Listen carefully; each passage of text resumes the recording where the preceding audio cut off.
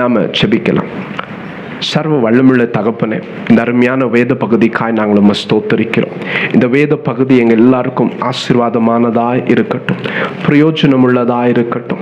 நாங்கள் இன்றைக்கும் வாசி போகிற இந்த வசனங்கள் எங்கள் இருதயத்துக்குள்ள கிரியை செய்யட்டும். ஆண்டவரே, உம்முடைய வசனங்கள் குறைவற்றதும் எங்கள் ஆத்துமாக்களை உயிர்ப்பிக்கவும் போதுமானதா இருக்கிறதே ஐயா.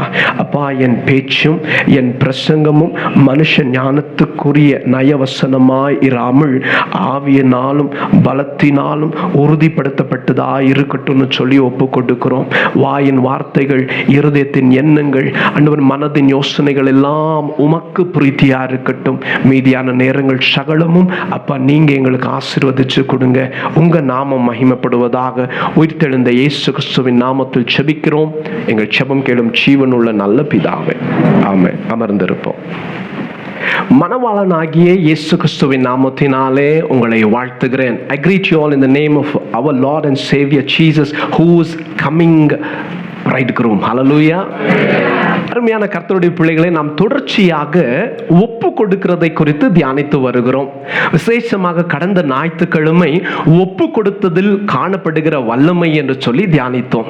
ஒப்பு கொடுக்கிற போதுதான் கர்த்தர் தம்முடைய எல்லா சித்தமும் தம்முடைய கிருபைகளையும் தம்முடைய வல்லமையும் நம்முடைய வாழ்க்கையில செயல்படும் சொல்லியிருந்தேன். ஒப்பு கொடுக்காமல் நாம் கர்த்தர் நம் வாழ்க்கையில எதையும் செய்ய நாம் நினைத்து பார்க்க கூடாது. You should just forget every sort of grace and live into that expectations when we are not ready for submission. நாம் ஒப்பு கொடுக்க ஆயத்தமா இல்லாத போது கர்த்தர் நம் வாழ்க்கையில் ஏதாகிலும் செய்வாரோ என்று சொல்லி நினைச்சு பார்க்க கூடாது. நான் கடந்த நாட்களில் சொல்லியிருந்தேன், அதை மீண்டும் உங்களுக்கு நினைப்பூட்டவும் வாஞ்சிக்கிறேன். நம்முடைய ஒப்பு கொடுத்தலின் அளவு என்னவோ அந்த அளவுக்கு தான் கர்த்தரும் கிரியை செய்வார். God himself who set the law of submission would not breach. தேவனாகிய கர்த்தர் ஒப்பு கொடுத்தலை கற்றுக் கொடுத்த அவரே அதை மீறி நம் வாழ்க்கையில கிரியை செய்ய மாட்டாங்க. நம்ம ஒப்பு கொடுத்தாலே ஒழிய கர்த்தர் கிரியை செய்வதில்லை என்று சொல்லி கடந்த நாட்களில் உங்களுக்கு காண்பித்து கொடுத்திருந்தேன். ஆண்டவராகிய இயேசு அவர் வெறும் ஆண்டவர் மாத்திரம் அல்ல, அவர் மனுஷகுமாரனும் கூட. தேவகுமாரன் மாத்திரம் அல்ல, அவர் மனுஷகுமாரனும் கூட. அந்த மனுஷகுமாரனாக இயேசு இந்த பூமியில் வாழ்ந்த போது தேவனுடைய வல்லமையும் தேவனுடைய கிருபையும் தேவனுடைய கிரியைகள் அத்தனையும் அவர் மூலமாய் நிறைவேறினதுக்கு காரணம் அவர் தேவகுமாரன் என்பதற்காக அல்ல, அவர் மனுஷகுமாரனாய் இருந்து பிதாவுடைய அதிகாரத்துக்கு தன்னைத்தானே ஒப்பு கொடுத்தார் என்று சொல்லி நாம் பார்க்கிறோம். கடந்த நாட்களில் நாம இந்த ஒரு காரியங்களை தியானித்தோம். மனுஷகுமாரனாகிய இயேசு கிறிஸ்துவும் கூட தன் பிதாவுடைய அதிகாரத்துக்கு ஒப்பு கொடுக்காமல் பிதா எதையும் அவர் வாழ்க்கையில செஞ்சிடல. செய்த சகல காரியங்களுக்கும் ஒரு அடித்தளம் என்னவென்று சொன்னால், ஆண்டவராகிய இயேசு தான் கர்த்தருடைய ஒரே பேரான குமாரன் என்பதை கொள்ளையாடின பொருளாய் எண்ணாமல் தம்மை தாமே பூரணமாய் ஒப்பு கொடுத்தார், தாழ்த்தி ஒப்பு கொடுத்தார் என்று வாசித்தோம். அப்போ ஒப்பு கொடுத்தலுடைய வல்லமை என்னவென்று சொன்னால் அதுதாங்க. எப்ப கர்த்தருடைய வல்லமை வெளிப்படும்? ஒப்பு கொடுக்கிற போது என்று சொல்லி கடந்த நாட்களில் உங்களுக்கு காண்பித்து கொடுத்தேன். இன்றைக்கும் கூட அடுத்த காரியங்கள், ஒப்பு கொடுத்தலுடைய அடுத்த பகுதிகளை நாம் வாசிக்க போகிறோம். இப்போ அடுத்த காரியங்களை பார்க்கலாம். தேவ வல்லமை எனக்குள்ள செயல்படணும்னா நான் என்ன பண்ணணும்? போன வாரம் தியானிச்சோம். கர்த்தருடைய அதிகாரத்துக்கு ஒப்பு கொடுங்க. கர்த்தர் உங்களுக்கு நியமித்த அதிகாரத்துக்கு ஒப்பு கொடுங்க. தேவ வல்லமை உங்கள் மூலமாய் வெளிப்படும் என்று சொல்லி கடந்த வாரம் தியானித்தோம். இந்த வாரம் என்ன தியானிக்க போகிறோம்? பிரதர், என் குடும்பம் ஆசீர்வாதமா இருக்கணும், என் பிள்ளைகள் எல்லாம் கர்த்தரால் போதிக்கப்பட்டு எங்கள் பிள்ளைகள் எல்லாம் பரிசுத்த சந்ததிகளாய் எழும்ப வேண்டும், நீதியின் வித்துக்களாய் இருக்க வேண்டும். என் மனைவி சங்கீதங்களின் புஸ்தகம் 127 அதிகாரத்தில் சொன்னது போல என் வீட்டோரங்களில் கனி கொடுக்கிற திராட்சை செடியாக இருக்க வேண்டும். என் பிள்ளைகள் எல்லாம் என் பந்தியை சுற்றிலும் இருக்கிற ஒலிவு மர கன்றுகளை போல இருக்க வேண்டும். நாங்கள் கர்த்தருடைய இல்லத்தில் நாட்டப்பட்டு கனி கொடுக்கிற ஒலிவ மர, பச்சையான ஒலிவ மரங்களை போல இருக்க வேண்டும். என் குடும்பம் கர்த்தராலே ஆசீர்வதிக்கப்பட இருக்க வேண்டும். என்னுடைய மனைவி தன் புத்தியுள்ள ஸ்திரியா இருந்து வீட்டை கட்டுகிறவளா இருக்க வேண்டும். என் மனைவி கட்டுவதற்கு சகல தேவைகளையும் புருஷனாய் நான் கொண்டு வந்து கொடுக்க வேண்டும். ஆக மொத்தத்தில் பிரதர், என் குடும்பம் கிறிஸ்து இயேசு என்கிற கண்மலையின் மேல் கட்டப்பட வேண்டும். அது எப்படிப்பட்ட மழையோ பெருங்காற்றோ பெரும் புயலோ வெள்ளமோ வந்தாலும் அசைக்கப்படாமல் சீயோன் மலை போல் கிறிஸ்து இயேசுவின் வருகை மறவும் உறுதியா இருக்கணும் பிரதர் அப்படின்னு எதிர்பார்க்கிறவங்க ஒரு அல்லேலூயா சொல்லுங்க பார்க்கலாம். ஆமா, எல்லாருக்கும் ஆசை, எல்லாருக்கும் வாஞ்ச, என் குடும்பம் அப்படி இருக்கணும் பிரதர், என் குடும்பம் அப்படி ஆசீர்வாதமா இருக்கணும் பிரதர். கேட்பதற்கே எவ்வளவு அருமையா இருக்கு பிரதர். தேவன் ஒரு சில வாக்குத்தத்த வசனங்களை கொடுத்து நம்மை ஆசை காண்பிக்கிறவர் அல்ல, ஆசை காண்பித்து அதை மறைக்கிறவர் நம் தேவன் அல்லங்க. கொடுக்கிறது போல காண்பித்து மறைத்துக் கொள்ளுகிறவர் நம்மை அழைத்தவர் அல்ல. வாக்கு பண்ணினதை நிச்சயமாகவே நிறைவேற்ற இருதயத்தின் ஆழத்திலிருந்து துடிக்கிறவரை தான் நீங்களும் நானும் அப்பா என்று ஆராதிக்கிறோம். அல்லேலூயா. அப்போ அப்பா இவைகளை எல்லாம் செய்ய போகிறார். சங்கீதங்களின் புஸ்தகம் 127 அதிகாரம் ஒரு முறை சற்று வாசிப்போமா? நல்ல ஆசீர்வாதமா இருக்கும், பிரயோஜனமா இருக்கும். பார்க்கலாம். ஒவ்வொரு நாளும் நீங்களும் வீட்டில் இதெல்லாம் வச்சு நீங்க சுதந்திரிக்க கர்த்தரிடத்துல கேட்கணும். 127 அதிகாரம். கர்த்தர் வீட்டை கட்டாராகில் அதை கட்டுகிறவர்களின் பிரயாசம் விருதா. 128 அதிகாரம் 3 வசனத்திலிருந்து வாசிக்கலாம். உன் மனைவி உன் வீட்டோரங்களில் கனி தரும், உன் மனைவி வீட்டோரங்களில் கனி கொடுக்கிற திராட்சை கொடியை போல் இருப்பாள். உன் பிள்ளைகள் உன் பந்தியை சுற்றிலும் ஒலிவ மர கன்றுகளை போல் இருப்பார்கள். இதோ கர்த்தருக்கு பயப்படுகிற மனுஷன் இவ்விதமாய் ஆசீர்வதிக்கப்படுவான். கர்த்தர் சீயோனிலிருந்து உன்னை ஆசீர்வதிப்பார். நீ ஜீவனுள்ள நாளெல்லாம் எருசலேமின் வாழ்வை காண்பாய்.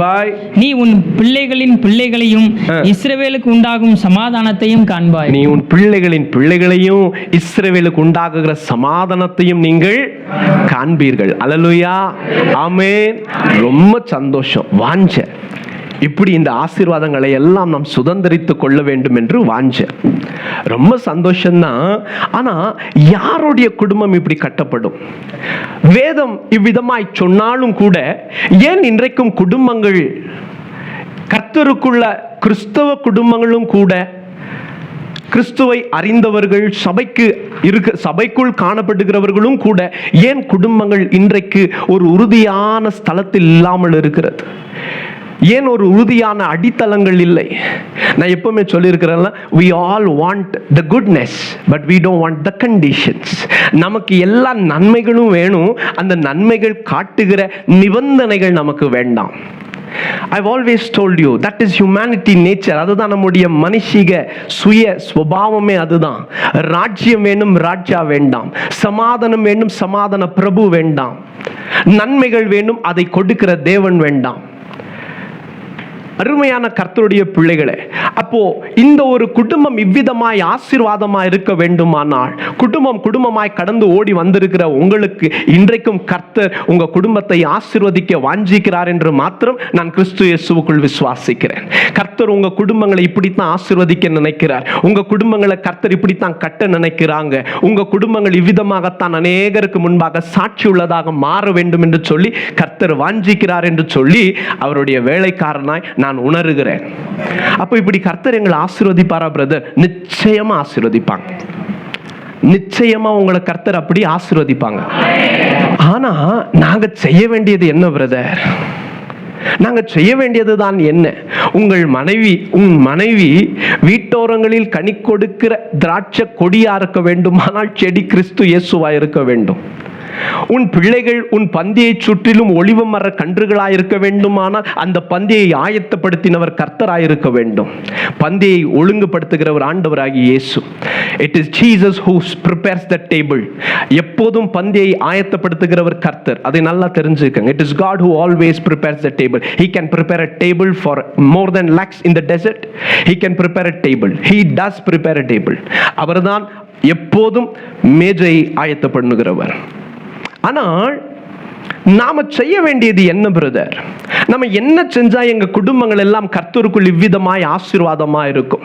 குடும்பங்கள் எவ்விதமாய் கட்டப்பட வேண்டும் என்று சொல்லி அநேக ஞானம் உள்ளவர்களும் அநேகமாய் படித்தவர்களும் எத்தனை புஸ்தகங்களை இந்த உலகத்தில் எழுதி அறிமுகப்படுத்தினாலும் இன்றைக்கு வரைக்கும் குடும்பம் கட்டப்பட ஒரு அருமையான புஸ்தகம் என்று சொன்னால் மார்க்கெட்ல இன்னைக்கும் பைபிள் தான். Hallelujah. இன்னைக்கும் best selling book for wonderful family that can be taught is from the Bible. இந்த வேதாகமம் தான் கற்றுக் கொடுக்கிறது. எப்படி பிரதர்? என்ன அழகாக ஆர்டர் கற்றுக் கொடுக்கிறாங்க. வாசிக்கலாம், பார்க்கலாம். எபேசியரின் புஸ்தகம் 5ஆம் அதிகாரம் 23ஆம் வசனம் தொடங்கி வாசிக்கலாம். கிறிஸ்து சபைக்கு தலையாய் இருக்கிறது போல புருஷனும் மனைவிக்கு தலையாய் இருக்கிறான். மனைவிக்கு தலையாய் இருக்கிறான். அவரே சரீரத்திற்கும் இரட்சகராய் இருக்கிறார். ஆகையால் சபையானது கிறிஸ்துவுக்கு கீழ்ப்படுகிறது போல மனைவிகளும் தங்கள் சொந்த புருஷர்களுக்கு எந்த காரியத்திலேயும் கீழ்ப்படிந்திருக்க வேண்டும். 22ஆம் வசனம் என்ன எழுதி இருக்குங்க? மனைவிகளே கர்த்தருக்கு கீழ்ப்படுகிறது போல உங்கள் சொந்த புருஷருக்கு கீழ்ப்படிங்க. மனைவிகளே கீழ்ப்படியுங்கள் என்று சொல்லல. மனைவிகளே உங்க புருஷர்களுக்கு எப்படி கீழ்ப்படியணுமா? கர்த்தருக்கு கீழ்ப்படுகிறது போல கீழ்ப்படியுங்க. Look at the standard where Jesus derives it. Look at the standard where the Holy Spirit derives it for church. அருமையான கர்த்தரை விசுவாசிக்கிற கர்த்தருடைய குடும்பங்கள், அருமையான சகோதரிகளே, உங்கள் புருஷர்களுக்கு மனைவியா இருக்கிறவர்களே, உங்களுக்கு மட்டும்தான் இது. என்ன எழுதி இருக்கு தெரியுமா? If you are not a wife, just pass by. அதை கடந்து போயிருங்க. ஆனா நீங்கள் மனைவியா இருப்பீர்கள். ஆனால் என் வேதம் சொல்லுகிறது என்ன தெரியுமா எழுதி இருக்கு? உங்கள் புருஷர்களுக்கு நீங்கள் எப்படி கீழ்ப்படியணுமா? சபை கர்த்தருக்கு எப்படி கீழ்ப்படியுமோ அப்படி கீழ்ப்படியணும். சபை கர்த்தருக்கு எப்படி கீழ்ப்படியுமோ அப்படி கீழ்ப்படியுங்க. அதே போல புருஷனை பார்த்து கர்த்தர் என்ன சொல்லி கொடுக்குறாங்க? என்ன எழுதி இருக்கு? நீங்கள் உங்கள் மனைவியை எப்படி நேசிக்கணுமா? கிறிஸ்து இயேசு நேசித்தது போல நேசிக்கணுமா? 2 காரியங்கள் வேகமாய் இவைகள் 2ஐயும் பேசி இந்த நாளுடைய செய்தியை முடிக்கலாம். நீங்க என்ன பண்ணக்கூடாது தெரியுமா? உங்க பக்கத்துல உங்க மனைவி உட்கார்ந்தா இடிக்க கூடாது. உங்க கணவன் உங்க பக்கத்துல உட்கார்ந்து கேட்டுக்கிட்டியான்னு சொல்லக்கூடாது. 2 பேரும் கேட்டுக்கங்க. சபை உங்க 2 பேருக்கும் பிரசங்கிக்கும். ஆவியானவர் உங்க 2 பேரையும் வர்த்திக்க பண்ணுவாங்க. நீங்கள் குடும்பமாய் கர்த்தருக்கு சாட்சியா இருப்பீங்க. அல்லேலூயா. நல்ல கவனிங்க. கணவன் மனைவி 2 பேரையும் குறித்து தான் வேதம் சொல்லிக் கொடுக்கிறது. ஒரு மனைவி கணவனுக்கு கிறிஸ்து இயேசுவுக்கு சபை எப்படி கீழ்ப்படியுமோ அப்படி கீழ்ப்படியணுமா? நல்லா கவனித்து பாருங்கள் தேவனுடைய பிள்ளைகளே. ஒரு காரியத்தை நாம் தெரிந்து கொள்ள வேண்டும். என்னவென்று சொன்னால், கணவன் மனைவி ஐயா இவர்கள் ஒருவருக்கு மேல ஒருவர் என்று சொல்லி அல்ல, அதிகாரத்தில் தான் இவர்கள் ஒருவருக்கு மேல ஒருவரை தவிர எதுக்கு ஒருத்தருக்கு மேல ஒருத்தர் இல்ல. It is not about equality, it is about order. நீங்க இது தெரிஞ்சுக்கிடணும். சம உரிமையில் கர்த்தர் எந்த ஒரு பங்கத்தையும் அங்க கொண்டு வரவில்லை. சம உரிமை எல்லாருக்கும் உண்டு. உங்கள் மனைவியை கர்த்தர் எவ்விதமாய் நேசிக்கிறாரோ அதே போலத்தான் உங்கள் கணவரையும் நேசிக்கிறார். உங்கள் கணவனுடைய ஆத்துமா எவ்வளவு முக்கியமோ அதே போலத்தான் உங்க மனைவியுடைய ஆத்துமாவும் கர்த்தருக்கு முக்கியம். எந்த வகையிலும் நாங்கள் அவர்களை விட, அதாவது மனைவிகளை விட கணவர்கள் உயர்ந்தவர்கள் அல்ல. எந்த வகையிலும் மனைவிகள் கணவர்களை விட தாழ்ந்தவர்களும் இல்லை. It is not about equality. நீங்க வேதத்தை வாசித்து பார்த்தீங்கன்னா கலாத்தியரின் புஸ்தகம் 3ஆம் அதிகாரம் 28ஆம் வசனத்தை வாசித்து பாருங்க. கலாத்தியர் புஸ்தகம் 3ஆம் அதிகாரம் 28ஆம் வசனம். யூதன் என்றும் கிரேக்கன் என்றும் இல்லை, அடிமை என்றும் சுயாதீனம் என்றும் இல்லை, ஆண் என்றும் பெண் என்றும் இல்லை, நீங்கள் எல்லோரும் கிறிஸ்து இயேசுவுக்குள் ஒன்றாயிருக்கிறீர்கள். முதலாவது அடித்தளமான ஒரு புரிந்து கொள்ளுதல் கணவன் மனைவிக்குள் வர வேண்டியது என்ன தெரியுமா? இதுதான். என்ன? நாம ஒருத்தருக்கு ஒருத்தர் உயர்ந்தவங்க இல்ல, தாழ்ந்தவங்க இல்ல, நாம எல்லாரும் ஒண்ணுதான். இது ஈக்குவாலிட்டி. இதுல எந்த மாற்று கருத்து எனக்கும் இல்லை. நீங்க பேதுரு வாசித்து பாருங்களேன், இன்னும் அருமையா எழுதியிருப்பாங்க. வாசிங்க 1 பேதுரு புஸ்தகம் 3ஆம் அதிகாரம் 7ஆம் வசனம். அந்தபடி புருஷர்களே, மனைவியானவள் பலவீனமான பாண்டமாய் இருக்கிறபடியால் உங்கள் ஜெபங்களுக்கு தடை வராதபடிக்கு நீங்கள் விவேகத்தோடு அவர்களுடனே வாழ்ந்து உங்களுடனே கூட அவர்களும் நித்திய ஜீவனாகிய கிருபையை சுதந்தரித்துக் கொள்ளுகிறவர் ஆனபடியாலே அவர்களுக்கு செய்ய வேண்டிய கனத்தை செய்யுங்கள். அவர்களுக்கு செய்ய வேண்டிய கனத்தை செய்யுங்கள். இங்கிலீஷ்ல எவ்வளவு அழகா எழுதிருக்கும் தெரியுமா? வாசிங்க இங்கிலீஷ்ல. There is a particular word that I need to stress little much. 1 பேதுரு புஸ்தகம் 3ஆம் அதிகாரம் 7ஆம் வசனம். சத்தமா வாசிங்கன்னு பின்னாடி இருக்கிறவங்க கேட்கணும் தம்பி. Likewise, husbands, live with your wives in an understanding way, showing honor to the women, as the weaker vessel, since they are heirs with you. Heir with you அப்படின்னா என்ன தெரியுமாங்க? அந்த வார்த்தைக்கு அர்த்தம் என்ன தெரியுமா? உடன் சுதந்திரவாளி என்று அர்த்தம். which means equal standing. Heir together என்று சொன்னால் equal standing. ரெண்டு பேருமே தான் சேர்ந்து கர்த்தருடையவைகளை பெற்றுக்கொள்ளுவாங்க. புரியுதா உங்களுக்கு? These are all called equality. எங்கேயும் கர்த்தர் என்ன பண்ணல, நீங்க உயர்ந்தவங்க அவங்க தாழ்ந்தவங்கன்னு சொல்லல. This is equality. முதலாவது கணவன் மனைவி ரெண்டு பேரும் இதை தெரிஞ்சுக்கணும். ஆனா ஆர்டர்ன்றது மொத்தமா வேற. Order is different, equality is different. புரியுதா உங்களுக்கு? இப்போ அடித்தலை என்ன? கணவன் மனைவி ரெண்டு பேருமே கர்த்தருக்குள்ள ஒன்றாகத்தான் இருக்கிறாங்க. வேதம் சொல்லு அவர்கள் இருவர் அல்ல, ஒன்றாகவே இருக்கிறாங்க, ஒரே சரீரமா இருக்கிறாங்க. ரொம்ப சந்தோஷம். ஆனால் ஆர்டர்ன்றது ஒண்ணு இருக்கு. என்ன ஆர்டர் என்னங்க? இப்ப சொல்லலாம், பிதா, குமாரனாகி இயேசு கிறிஸ்து, புருஷன், புருஷனுக்கு கீழே மனைவி. இது ஆர்டர். இதை மாற்றக்கூடாது. புரியுதா உங்களுக்கு? கர்த்தர் நம்மெல்லாம் ஒண்ணுதான், நாங்கள்லாம் இந்த ஜெண்டர் ஈக்குவாலிட்டி ஃபைட் பண்ண வருவோம், சபைக்கு விரோதமாக நாங்கள் பேசுவோம், பாஸ்டர் இப்படி பேசுகிறாங்க நாங்கள் பேசுவோன்ற மாதிரி எல்லாம் கிடையாது. You have to understand what is equality and order. Equality is what? Equality correct. நீங்கள் ரெண்டு பேரும் ஆத்துமாக்கள் தான், கர்த்தருக்கு விளையேற பெற்றவங்க தான் நீங்க. இன்னும் சொல்லட்டுமா, திருச்சபையவே கர்த்தர் என்னன்னு தான் கூப்பிடுறாரு. என்னங்க? ஆமா, அவர் மட்டும்தான் மனவாளன். நம்ம எல்லாருமே யாரு தான்? மனவாட்டி தான். சரி, ரொம்ப சந்தோஷம் இவைகள் எல்லாம். ஆனால் என்ன கர்த்தர் எதிர்பார்க்கிறார்? What is the order that a family how to follow? குடும்பம் செயல்படுத்த வேண்டிய, குடும்பம் கைக்கொள்ள வேண்டிய முறைகள் தான் என்ன? வேதத்தில் நாம் வாசிக்கிறோம் பாருங்க. 1 கொரிந்தியரின் புஸ்தகம். Submission is order and it is not inferiority. சரியா? ஒரு வசனத்தை வாசிக்கலாம். ஏன்னா இந்த கணவரும் கூட என்னவா இல்ல, அவர்தான் கடைசி, அவர்தான் பெரியவரெல்லாம் கிடையாது, அவருக்கும் ஒரு அதிகாரம் இருக்கு. புரியுதா உங்களுக்கு? ஆமா. மனைவிகள் என்ன நினைக்க கூடாதுன்னு சொன்னா அதிகாரம் செலுத்துறாங்க. இல்லைங்க, அவருக்கும் ஒரு அதிகாரம் உண்டு. யாரு? கிறிஸ்து இயேசு. புரியுதா உங்களுக்கு? வாசிக்கலாம். 1 கொரிந்தியரின் புஸ்தகம் 11ஆம் அதிகாரம் 3ஆம் வசனம். ஒவ்வொரு புருஷனும் கிறிஸ்துவுக்கு தலையாய் இருக்கிறார் என்றும், ஒவ்வொரு புருஷனும் கிறிஸ்துவுக்கு தலையாய் இருக்கிறார் என்றும், ஸ்திரீக்கு புருஷன் தலையாய் இருக்கிறார் என்றும், கிறிஸ்துவுக்கு தேவன் தலையாய் இருக்கிறார் என்றும் நீங்கள் அறிய வேண்டும் என்று. என்ன வாசிக்கிறோம்? இவ்வளவு அழகா ஆர்டர் கத்து கொடுக்கறாங்க பாருங்க. மனைவிக்கு தலை புருஷன், புருஷனுக்கு தலை கிறிஸ்து, கிறிஸ்துவுக்கு தலை சொல்ல மாட்டீங்களா? பிதா. புரியுதா உங்களுக்கு? அதான் நான் எப்பவுமே சொல்லி கொடுப்பேன். கிறிஸ்து பெரியவரா, பிதா பெரியவரா? யாருங்க? நானும் என் பிதாவும் ஒன்றா இருக்கிறோம். எந்த வகையிலும் கிறிஸ்து இயேசு பிதாவிட குறைஞ்சவர் அல்ல. சரி, பிதா பெரியவரா, குமாரனாகி இயேசு பெரியவரா, பரிசுத்த ஆவியானவர் பெரியவரா? எல்லாம் ஒண்ணுதான் பிரதர். ஆனா ஆர்டர் என்னங்க? பிதா, குமாரன், பரிசுத்த ஆவியானவர். இல்லையா? இந்த ஆர்டர் ஆண்டவராக இயேசு எடுத்துக்கொள்ளப்படுவதற்கு முன்பதாக எந்த நாமத்தினால ஞானஸ்தானம் கொடுக்க சொல்லி கொடுத்தாங்க? பிதா, குமாரனாகி இயேசு கிறிஸ்து, பரிசுத்த ஆவியின் நாமத்தினால்.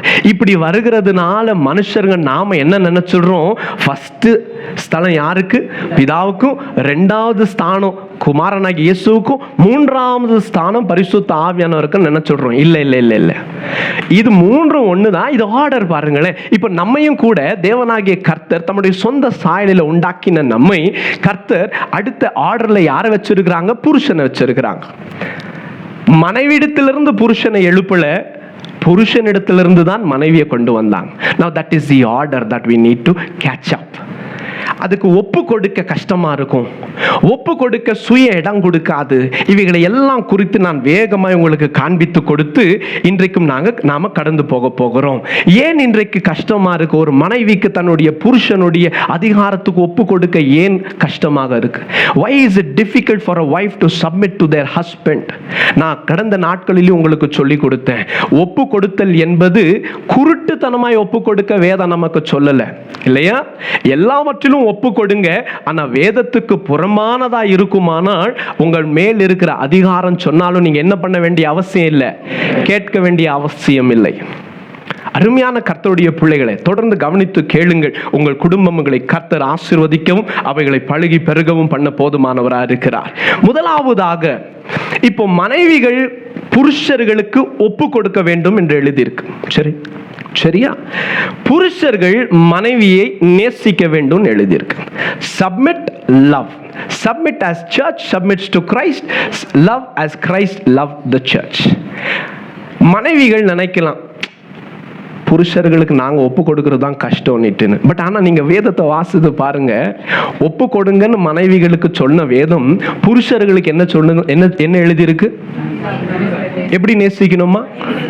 கிறிஸ்து சபையை நேசித்தது போல கிறிஸ்து என்ன செஞ்சாங்க சபைக்காக? என்னங்க? ஆமா. அப்ப புருஷர்கள் என்ன செய்யணும், மனைவிகள் என்ன செய்யணும்? என்னங்க புரியலையா உங்களுக்கு? இல்ல புரியாத மாதிரி பண்றீங்களா? மனைவிகள் என்ன பண்ணணும்? ஒப்பு கொடுக்கணும். புருஷர்கள் என்ன பண்ணணும்? இல்ல புருஷர்கள் மட்டும் சொல்லுங்க தம்பி. என்ன பண்ணணுமா? பாருங்க, it is not a joke and Bible does not teach us something which is not realistic. Bible will not teach us something which is not practically possible. Bible will teach us something which is possible, which is realistic and which can be taken, which should be considered, which should be taken as a literal command of God. கர்த்தர் நமக்கு இவைகளை கற்றுக் கொடுத்து இவைகளின்படி செய்யுங்க, உங்களுக்கு பிரயோஜனமா இருக்கும். இல்ல இப்படிதான் செய்யணும், இப்படி செய்கிற குடும்பங்கள் தான் வாய்க்கும், இப்படி செய்கிற குடும்பங்கள் தான் ஆசீர்வாதமா இருக்கும். சரி, என்ன பண்ணணும்? மனைவிகள் ஒப்பு கொடுக்க வேண்டும், கணவர்கள் நேசிக்க வேண்டும். எவ்விதமாய் நேசிக்க வேண்டும்? சாகர அளவுக்கு. என்னங்க சாகணும்? ஜீவன் கொடுக்கணுமாங்க? அதை தானே ஃபர்ஸ்ட் திருமணம் செஞ்சப்போ சொல்றீங்க இல்லையா? மனைவி உனக்காக நான் என்ன கொடுப்பேன், அதை தான் கொடுங்க, அவ்வளோதான். உனக்காக நான் சாகவும் செய்வேன், அதை தான் கொடுப்பான், அவ்வளோதான், அதை தான் செய்யணும். அப்படி சொல்லியிருக்காங்களா? ஏங்க இல்லைங்க, இது பிரசங்கம் முழுக்க முழுக்க உங்களுக்கு மட்டும்தான், சபைக்கு மட்டும்தான். ஸோ நீங்கள் தான் சொல்லணும் இல்லையா? ஆமாம், அப்படி எல்லாம் சொல்லியிருக்காங்க பிரதர். அப்பெல்லாம் இப்போங்க என் பிரதர் கேட்குறீங்க, இப்போ அவர் கொடுக்க மாட்டேன்றாரு, கொடுக்க முடியலன்றதுனால என்னுடையதை எடுக்கிறாங்க இல்லையா? Okay, let's get on. அருமையான கர்த்தருடைய பிள்ளைகளை, முதலாவதாக நான் புருஷர்களுக்கு பேசி முடிச்சிடுறேன். Maybe I will take first half for dear brothers, husbands whom God has positioned as the leaders of a family. தலைவர்களாக, குடும்பத்திற்கு தலையாக கர்த்தர் நியமித்த புருஷர்கள், என் சகோதரர்களுக்காக நான் முதலாவது பேசுகிறேன். நீங்கள் உங்கள் குடும்பத்தை கட்ட விரும்புவீர்கள் ஆனால், நீங்கள் உங்கள் குடும்பத்தை கிறிஸ்து இயேசு அன்றைக்கும் கூட கட்டளையிட்டபடியே, வேதம் சொல்லுகிறபடியே உங்கள் குடும்பங்களை நீங்கள் எழுப்ப விரும்புவீர்களானால், முதலாவது தெரிஞ்சுக்கங்க, கிறிஸ்து இயேசு சபைக்காய் என்னெல்லாம் செஞ்சாரோ அது அத்தனையும் நீங்கள் செய்ய வேண்டும். அப்படி செய்ய ஆயத்தமான மட்டும்தான் நீங்க திருமணத்துக்கே ஆயத்தம் என்று அர்த்தம். வெறும் வயசு 28 தாண்டிச்சு, 30 வயசாச்சு, அதனால திருமணம் செய்வென்று ஒரு மனுஷனுக்கு திருமணம் செய்வானானால் அவன் நிச்சயமாகவே வெகு சீக்கிரத்தில் அவன் குடும்பம் என்கிற கப்பலை சேதப்படுத்துவான். அவன் குடும்பம் என்கிறதை புரிந்து கொள்ளாமல் வெகு சீக்கிரத்தில் அவன் சாட்சி கெட்டு அவன் வெளியில தான் வந்து நிற்க வேண்டும். காரணம் என்ன தெரியுமா? குடும்பத்துடைய நோக்கத்தை அறிந்து கொள்வதில்லை. எதற்கு திருமணம் என்பதை தெரியாது. ஒரு மனிதன் எப்பொழுது திருமணத்துக்கு ஆயத்தமாகிறான்? என்னை காலேஜ் பிள்ளைங்க என்ன பார்த்து கேட்டாங்க, சார் எங்களுக்கு உங்ககிட்ட ஒரு கொஸ்டின் கேட்கணும்னு சொன்னாங்க. நான் சொன்னேன், சொல்லுங்கடா, என்ன வெளியே, என்ன கொஸ்டின்? சார், திருமணத்திற்கு என்ன வயசு சரியான தகுதியான வயசுன்னு கேட்டாங்க. காலேஜ் பிள்ளைங்க, what do you think, what age do you think is the right age for marriage என்று சொன்னாங்க. நான் சொன்னேன், வயசெல்லாம் பிரச்சனையே கிடையாது. ஒரு கவர்மெண்ட் 18 வயசுன்னு சொல்லுதா, அந்த வயசை தாண்டி எப்போ என்ன பண்ணிக்கலாம்டான். எல்லாருக்கும் ஒரே சந்தோஷம், பிள்ளைகளுக்கெல்லாம். நான் சொன்னேன், ஆனா நிறுத்துங்க, நான் பேச்ச முடிக்கிறேன்னு சொன்னேன். உன் மனதளவில் நீ எப்படி ஆயத்தமாகணும் தெரியுமா? சரீர பிரகாரமாய் மாத்திரம் திருமணத்துக்கு ஆயத்தம் ஆகுகிறது ஒரு திருமணத்தை கட்டி வைப்பதில்லை.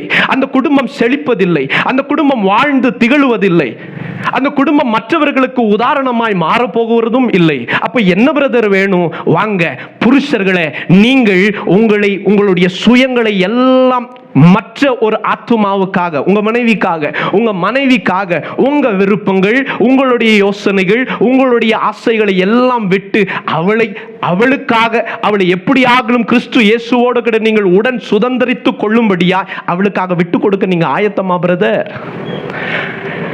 அன்னைக்கு பாஸ்டர் திருமணத்தன்னைக்கு கேட்பாங்க, மைக்க மாத்தி மாத்தி கொடுத்து. நமக்கு தெரிஞ்சதெல்லாம் ஒரு பதில் தான். என்ன? Yes I do, yes I do, yes I do. இப்படி செய்வீங்களா? செய்யறோம். இப்படி ஓகேவா? ஓகே. அவங்க வேகம் இல்லையா? அவ்வளவுதான். ஆனால் ஒரு திருச்சபையில் அப்படிப்பட்ட வார்த்தைகளை நாம் சொல்லுகிறோமானால் அதற்கு உண்டான மேன்மை என்ன? பரலோகம் சாட்சி இருக்க, கர்த்தருடைய ஊழியக்காரர்கள் அவைகளை கேட்க, திருச்சபையார் அதை சாட்சியாக பார்க்க, கர்த்தருடைய வேத புஸ்தகங்களை மாற்றிக்கொள்ள. It is not a joke. And today, why doesn't family prosper? Why doesn't family sustain? Why doesn't family endure among these storms?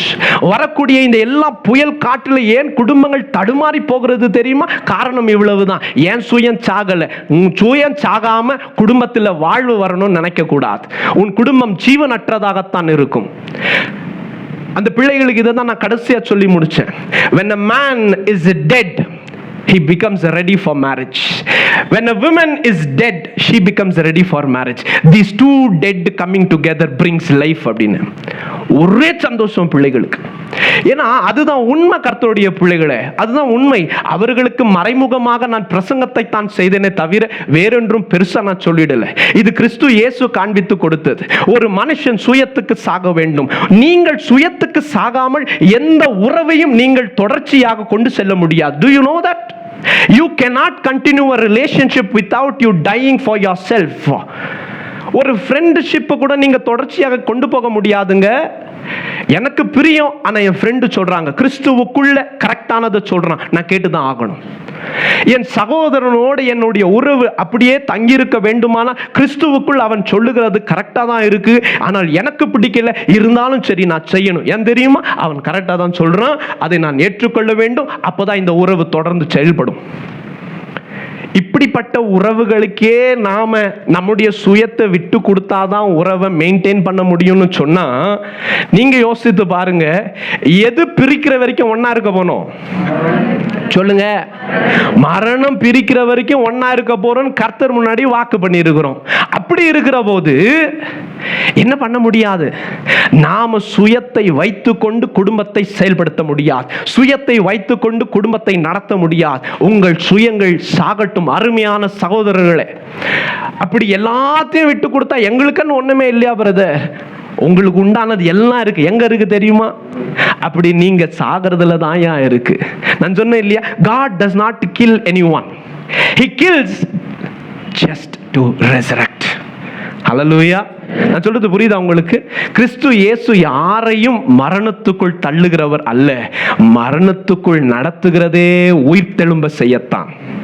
புரியுதா உங்களுக்கு? அருமையான கர்த்தருடைய பிள்ளைகளே, சகோதரர்களே, அப்போ நீங்களும் நானும் வர வேண்டிய ஒரு தெளிவு என்ன? கிறிஸ்து இயேசு சபைக்காக என்ன செஞ்சாங்க? நேசிச்சாங்க. எப்படி நேசிச்சாங்க பிரதர்? என் அருமையான சகோதரர்களே, வீட்டுக்கு போய் 1 கொரிந்தியரின் புஸ்தகம் 13ஆம் அதிகாரத்தை திருப்பிக் கொள்ளுங்கள். உங்களுக்கு அங்க நேசத்தை குறித்து வாசிக்க முடியும். நேசம் என்பது வெறும் ஜீவனை திறந்து கொடுப்பது அல்ல. பாருங்களேன், கோவிட் டைம்ல என்ன நடந்துச்சு? ஒரு ஹஸ்பண்டுக்கு கோவிட் வந்துருச்சு, சரியா?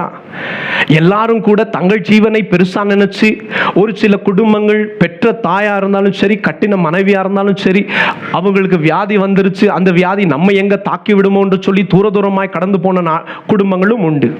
ஆனால் இவைகளுக்கு மத்தியில் ஒரு குடும்பம் டிவியில காட்டினதுனால தெரியும், அவங்க கணவருக்கு கோவிட் வந்துருச்சு, மனைவி ஒருத்தி இருக்கிறாங்க, என்ன பண்ண முடியல, கணவரை தனியே அனுப்ப முடியல, கூடவே ஏறி உக்காந்துக்கிட்டாங்க அதே ஆம்புலன்ஸ்ல.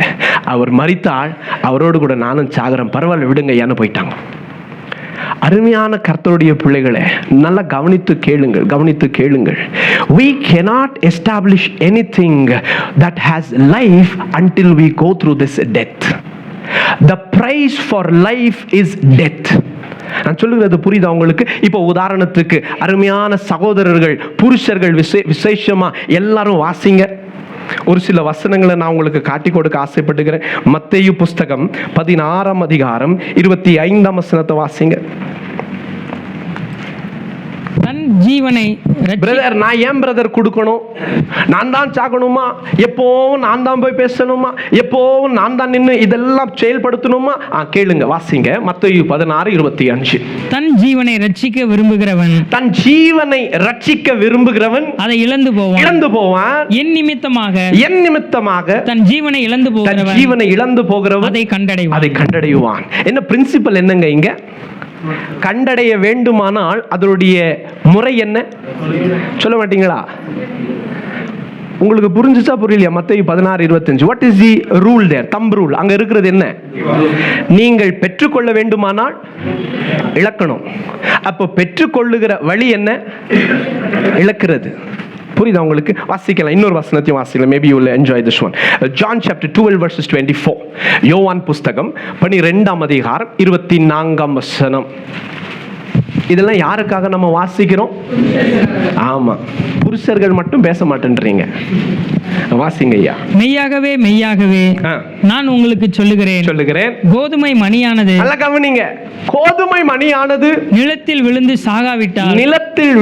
சாகாவிட்டால் தனித்திருக்கும், செத்ததே ஆகில் மிகுந்த பலனை கொடுக்கும். ஆமா, எப்பங்க என் குடும்பம் கனி உள்ளதா மாறும்? எப்பங்க என் மனைவி கனி உள்ளவங்களா மாறுவாங்க? என் பிள்ளைகள் கனி உள்ளவங்களா மாறுவாங்க? எப்பங்க மாறுவாங்க? கனி வரணும்னா நாம் என்ன செய்யணும் சொல்ல மாட்டீங்களா? சாகணும். It is not one day experience. இல்லையா? What did Jesus say? How should we get on to that? ஆண்டவர் இயேசு என்ன சொல்லி கொடுத்தாங்க? நீங்கள் உங்கள் அனுதின சிலுவை எடுத்துட்டு எனக்கு பின்னே வாங்க. பாருங்க, இதான் பிரின்சிபிள். நாம் அப்படி எடுத்துட்டு நடக்கலன்னா நாம் என்ன பண்ண முடியாது தெரியுமா? மரிக்க முடியாது. அப்படி மரிக்கல அப்படின்னு சொன்னா ஜீவனை கொண்டு வர முடியாது. அப்போஸ்தலனாகிய பவுல் சொல்லுகிறார். என்ன சொன்னாங்க தெரியுமா? அப்போஸ்தலனாகிய பவுல், நான் ஒவ்வொரு நாளும் அப்போஸ்தலனாகிய பவுல் என்ன சொன்னாங்க தெரியுமா? நான் ஒவ்வொரு நாளும் சாகுறேன்யா, ஒவ்வொரு நாளும். வாசிங்க 1 கொரிந்தியர் புஸ்தகம் 15ஆம் அதிகாரம் 31ஆம் வசனம். நான் அனுதினமும் சாகுறேன். இப்ப நாம பவுலை கேட்கணும், பவுல் யார் தெரியுமா? திருமணம் செய்யாதவர். திருமணம் செய்யலையே, அப்ப இவர் ஏன் அனுதினம் சாகுறாரு தம்பி? அப்போஸ்தலனாகிய பவுலை குறித்து நீங்க வாசித்து பாருங்க. 1 கொரிந்தியர் 7ஆம் அதிகாரத்துல பேசுவாங்க, நான் மற்றவங்களை போல திருமணம் செய்யல. திருமணம் செய்யாதவன் யாரை சந்தோஷப்படுத்த நினைக்கிறான்? கர்த்தராகிய இயேசுவை சந்தோஷப்படுத்த நினைக்கிறான். அந்த உறவை நான் நிலை கொள்ள வேண்டுமானால், அந்த உறவை நான் வாழ்த்த வேண்டும், அந்த உறவில் நான் நிலை கொள்ள வேண்டுமானால் நான் என்ன செய்யணும்? ஒவ்வொரு நாளும். புரியுதா உங்களுக்கு? அப்போஸ்தலனாகிய பவுல் கிறிஸ்து இயேசுவை மணவாளனா எடுத்துக்கொண்டாங்க. இவர் மணவாட்டி. இப்போ மணவாளனை சந்தோஷப்படுத்தணும்னா ஒவ்வொரு நாளும் மணவாட்டி என்ன பண்ணணும்? சாகணும். பவுல் அதான் சொல்றாங்க, நான் ஒவ்வொரு நாளும் மரிக்கிறேன். ஏன்? அவரை பிரியப்படுத்தணுமே, அவரை சந்தோஷப்படுத்தணுமே. அப்போதானே என் ஊழியம் செழித்தும் கனி கொடுக்கிறதா இருக்கும். இப்போ வாங்க அருமையான புருஷர்களே, என் சகோதரர்களே, இப்போ நீங்க சொல்லுங்க, உங்கள் குடும்பம் கனி கொடுக்கிறதா இருக்க வேண்டுமானால், உங்கள் குடும்பம் கர்த்தருக்குள் செழித்தோங்க வேண்டுமானால், இப்ப சொல்லுங்க, சங்கீதம் 128 உங்களுக்கு சொந்தமாக வேண்டுமானால், அந்த நிலம், the ground that you are talking about, where your wife should be fruitful, where your son should be olive shoots, and where you want everything to be ready there, and that is the ground that you should choose to die. அந்த நிலத்துல தான் நீங்களும் நானும் சாக்கணும். புரியுதா உங்களுக்கு? we out to die every day, only then we can carry out this wonderful relationship. இந்த அருமையான ஒரு உறவை நாம் தொடர்ந்து செயல்படுத்த முடியும். ஒவ்வொரு நாளும் கிறிஸ்து இயேசுவுக்காக அவர் நியமித்த இந்த கட்டளைகளுக்காக நம்மை ஒப்பு கொடுக்க வேண்டும். அப்படி குடும்பத்துக்காக, நல்லா கவனிங்க, அப்படி குடும்பத்தை நடத்த ஒவ்வொரு நாளும் என்னை ஒப்பு கொடுக்க நான் ஆயத்தமா இருக்கிறேன். ஒவ்வொரு நாளும் என்னுடைய ஆசைகள், என்னுடைய விருப்பங்கள், என்னுடைய சுயங்கள் எல்லாவற்றையும் என் மனைவிக்காக நான் அவைகளை விட்டு கொடுக்கிறேன். கர்த்தர் உங்களை ஆசீர்வதிக்கட்டும். நீங்க குடும்பத்தை கட்ட ஆயத்தமாயிட்டீங்க. கர்த்தர் உங்களை குடும்பத்தை கட்டுவாங்க. புரியுதா உங்களுக்கு? பிரதர், நீங்க புருஷர்களுக்கு பேசுறது போதும் பிரதர், மனைவிகளுக்காக பேசுங்களேன். இல்லை பேசுறேன். நல்லா கவனிச்சுக்கங்க. இந்த சத்தியத்தை என்றைக்கு புருஷர்கள் அறிந்து கொள்றாங்களோ, கமான், அப்போ எக்ஸ்பெக்ட் பண்றது தப்பா பிரதர்? தப்பு கிடையாது. எக்ஸ்பெக்ட் பண்றது தப்பு கிடையாது. அது அருமையான ஒரு காரியம்தான். ஆனால் make sure that you not rule over them. அவர்களை என்ன பண்ண வேண்டாம், நீங்க கட்டாயப்படுத்தி ஆளுகை பண்ண வேண்டாம். அவர்கள் சப்மிஷன் என்ன அர்த்தம் சொல்லுங்க? சப்மிஷன் என்ன கிரேக்க மொழியில் அதுக்கு அர்த்தம் என்ன தெரியுமாங்க? சப்மிஷன் என்ற வார்த்தைக்கு when I shot this morning it was called hyptasso, hypotasso. அப்படின்னா என்ன அர்த்தம் தெரியுமா? which means willingly placing oneself under. மனப்பூர்வமாய் ஒருத்தருக்கு கீழே அவங்க அதிகாரத்துக்கு ஒப்பு கொடுப்பது. that is called submission. God has called women to submit, not to be obsessed.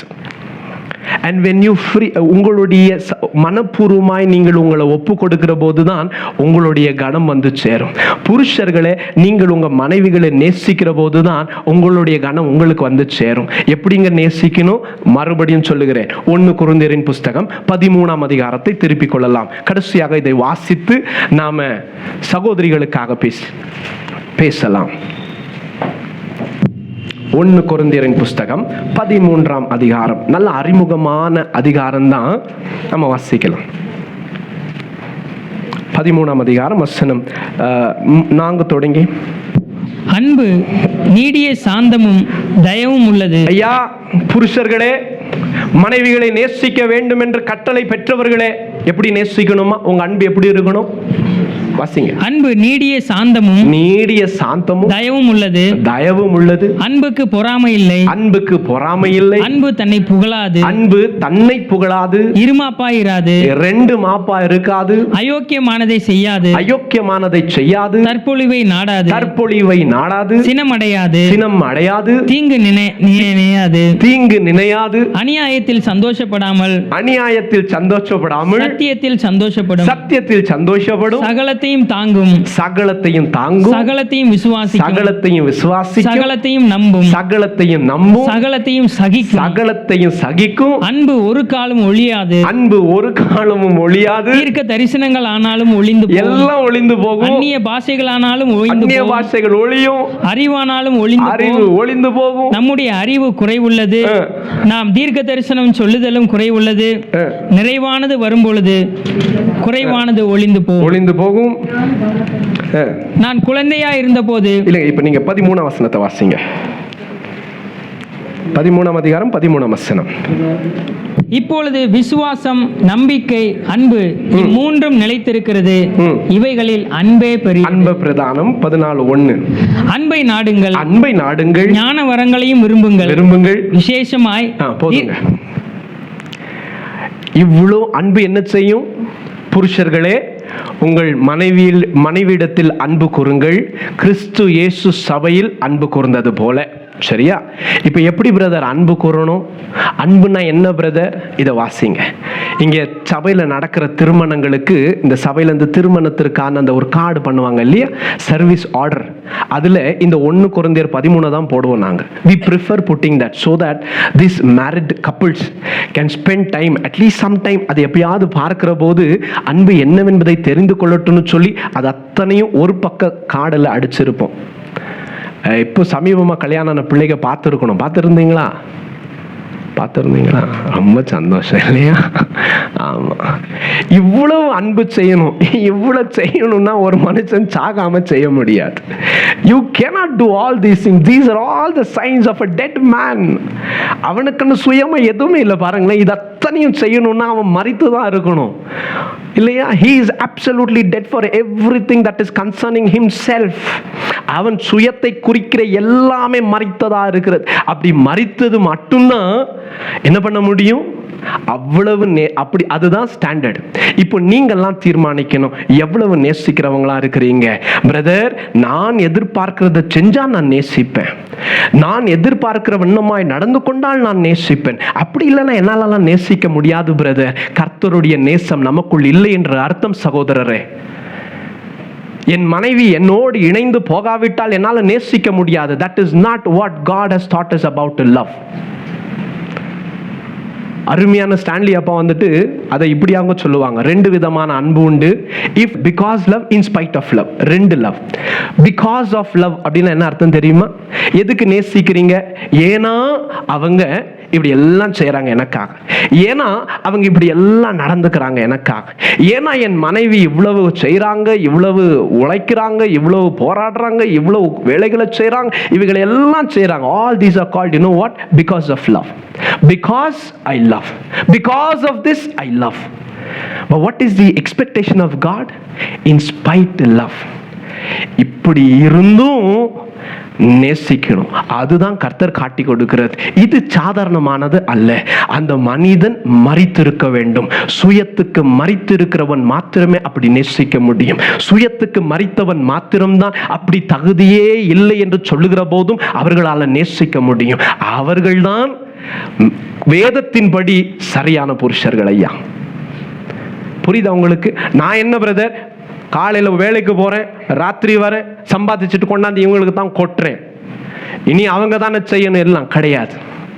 வேலைக்கு போயிட்டு சம்பாரிச்சிட்டு வந்துட்டு கொடுத்துட்டோன்றதுனால நீங்க புருஷர்கள் என்னப்பட மாட்டீர்கள். வேலைக்கு போய் சம்பாரிச்சிட்டு வந்துட்டு எல்லாத்தையும் கொடுத்துட்டோம், 2 பிள்ளைகளை நாங்க பெற்றெடுத்துட்டோம் என்கிறதுனால நீங்க குடும்ப தலைவர்கள் ஆயிட மாட்டீங்க. பிசாசு வெகு சுலபமாய் உங்கள் குடும்பத்தில் புகுந்து கொள்ளுவான். வேகமாய் ஒரு திசை தொடங்கி மறு திசை வரைக்கும் எல்லா சந்தோஷத்தையும் அழித்து போட பிரயாசப்படுவான்.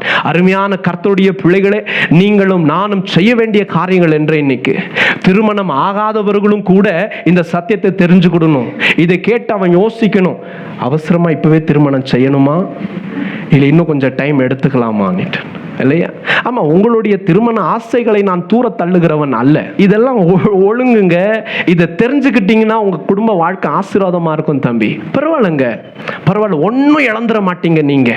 இதே போல காலேஜ்ல இன்னொரு கொஸ்டின் கேட்டாங்க. ஏன் பிரதர் உங்களே கேட்கறாங்கன்னு கேட்காதீங்க.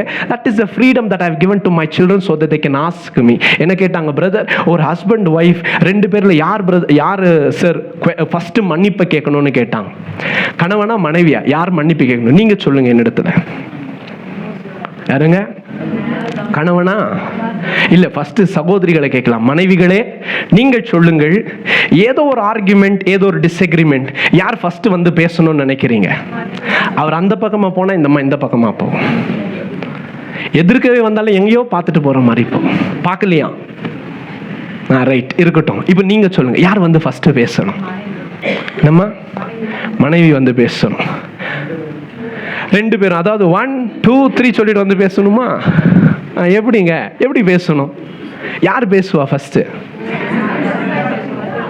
யார் தப்பு பண்ணாங்களோ, கரெக்ட் தானே? அதுதான் இல்லை. யாரு தப்பு பண்ணாங்களோ பிரதர், பாருங்க, ஏன் தெரியுமா இவங்க பேசாம இருந்தாங்க? இப்போ இவங்க நினைச்சிட்டு இருக்காங்க இவங்க தான் தப்புன்னுட்டு.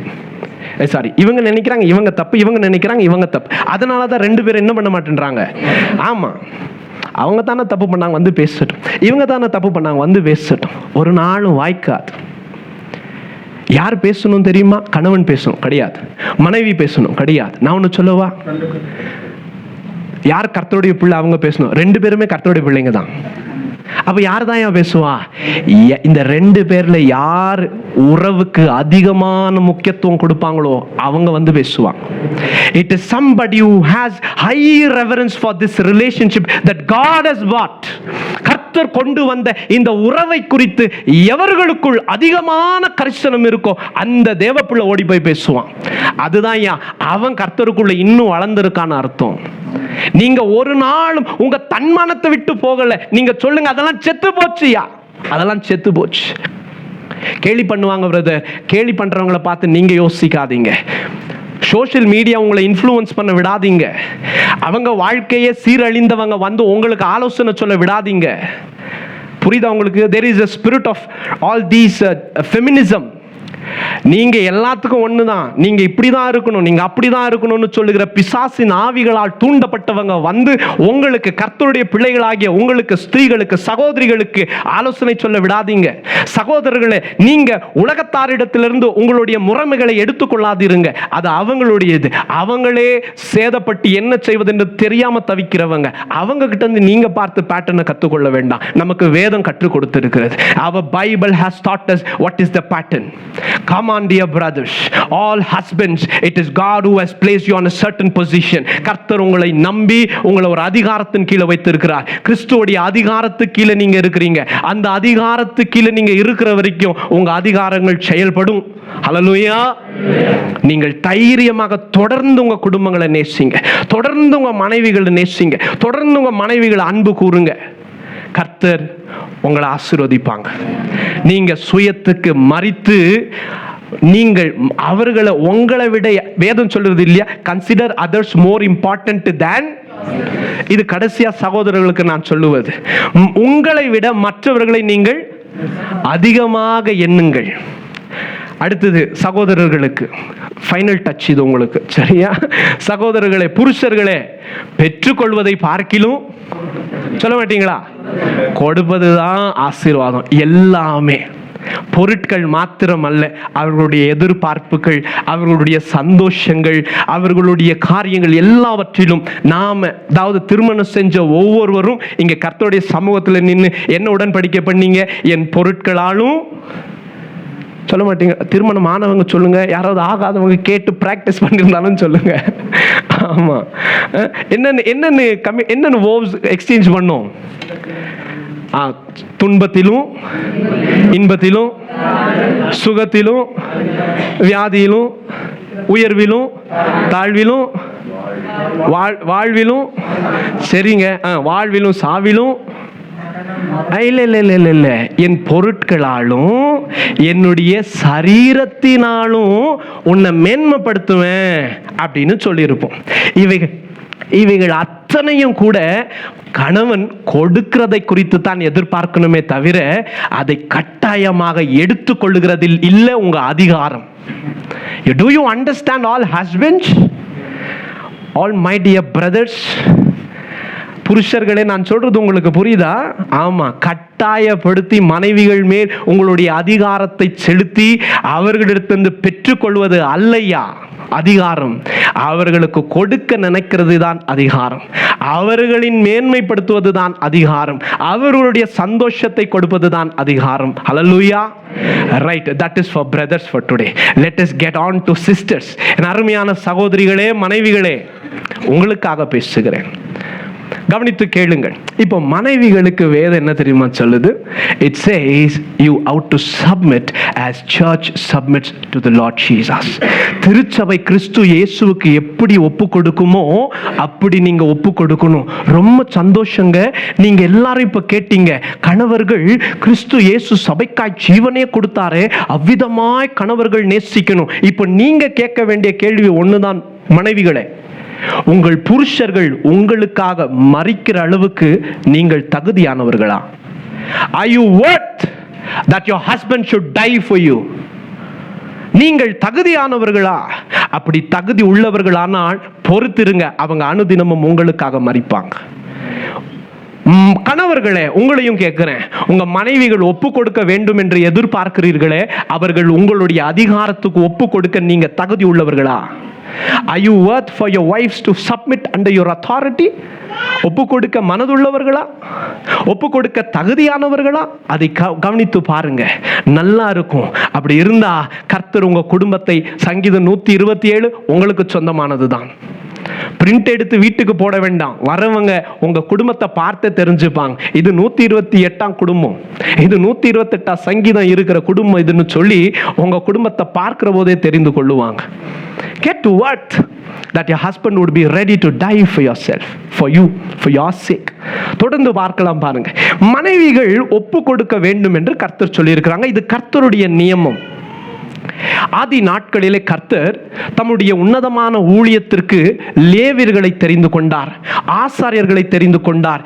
எங்கேயும் ஸ்திரீயை ஆசாரியத்தனத்துக்குள்ள கர்த்தர் கொண்டு வந்து நிறுத்தல. இப்போ ஏன் கர்த்தர் அப்படி செஞ்சாருன்னா அது நீங்க கர்த்தரை சந்திக்கிற போது கேளுங்க, சரியா? அடுத்ததாக, பிரசங்கிக்க ஸ்திரீகளுக்கு அனுமதி இல்லை என்று பவுல் வேதத்தில் தெளிவாக பேசுகிறார். புருஷர்களை மாத்திரம் பேச அனுமதித்திருக்கிறார். ஏங்க நாங்களாம் பிரசங்கிக்க கூடாது? இல்லைங்க, அது நீங்க கர்த்தரை கேட்கணும். அப்படி எங்களை கேட்டினா வேதத்துடைய வெளிச்சத்தில் உங்களுக்கு சொல்ல முடியும். என்ன சொல்ல முடியும்? வாசிக்கலாம். 2 கொரிந்தியரின் புஸ்தகம் 11ஆம் அதிகாரம் 3ஆம் வசனம் தொடங்கி வாசிக்கலாம். ஆகிலும் சர்ப்பமானது தன்னுடைய தந்திரத்தினாலே ஏவாளை வஞ்சித்தது போல உங்கள் மனதும் கிறிஸ்துவை பற்றிய உண்மையினின்று விலகும்படி கொடுக்கப்படுமோ என்று பயந்திருக்கிறேன். எப்படி எனில் உங்களிடத்தில் வருகிறவன் போதுங்க. ஏன்னா இப்ப ஏன் இப்படி? ஏன்னா பிசாசு யாரை வஞ்சித்தான்? ஏவாளை வஞ்சித்தான். நீங்க 1 தீமோத்தேயு புஸ்தகம் 2ஆம் அதிகாரம் வசனம் 9 தொடங்கி வாசிங்க. உங்களுக்கு தெரியும் அப்போஸ்தலனாகிய பவுல் ஏன் சகோதரிகளுக்கு அந்த ஒரு உரிமையை கொடுக்கவில்லை என்று சொல்லி அவர் சொல்லுவாங்க. வாசிங்க. ஸ்திரீகளும் மயிரை பின்னுதலினாலாவது பொன்னினாலாவது முத்துக்களினாலாவது வெளியேறப்பெற்ற வஸ்திரத்தினாலாவது தங்களை அலங்கரியாமல் தகுதியான வஸ்திரங்களினாலே ஞானத்தினாலும் தெளிந்த புத்தியினாலும் தேவ பக்தி உள்ளவர்கள் என்று சொல்லிக் கொள்ளுகிற ஸ்திரீகளுக்கு ஏற்றபடியே நற்கிரியைகளினாலும் தங்களை அலங்கரிக்க வேண்டும். ஐயா, 1 கொரிந்தியரின் புஸ்தகம் 13ஆம் அதிகாரம் நான் சகோதரர்களுக்கு பரிந்துரைத்தது போல என் அருமையான சகோதரிகளுக்கு, குடும்பத்தின் தலைவிகளாய் இருக்கிற உங்களுக்கு, புருஷனுடைய அதிகாரத்தின் கீழ் இருக்கும்படியாய் ஒப்பு கொடுத்த கிறிஸ்தவ சகோதரிகளுக்கு இந்த 1 தீமோத்தேயு புஸ்தகம் 2ஆம் அதிகாரம் வசனம் 9 தொடங்கி உங்களுக்கு பரிந்துரைக்கிறேன். நீங்கள் இதை வாசியுங்கள். கர்த்தர் எதை எதிர்பார்க்கிறார், என்ன சொல்கிறார் என்று தொடர்ந்து வாசிக்கலாம் பிரதர். ஸ்திரீயானவள் எல்லாவற்றிலும் அடக்கமுடையவளாய் இருந்து அமைதலோடு கற்றுக்கொள்ள கடவுள் உபதேசம் பண்ணவும் புருஷன் மேல் அதிகாரம் செலுத்தவும் ஸ்திரீயானவளுக்கு நான் உத்தரவு கொடுக்கவில்லை. அவள் அமைதலாய் இருக்க வேண்டும். ஏங்க பவுலே ஏன் அப்படி சொல்லுகிறீர்கள்? எண்ணத்தினாலெனில் காரணமும் சொல்றாரு, கேளுங்க.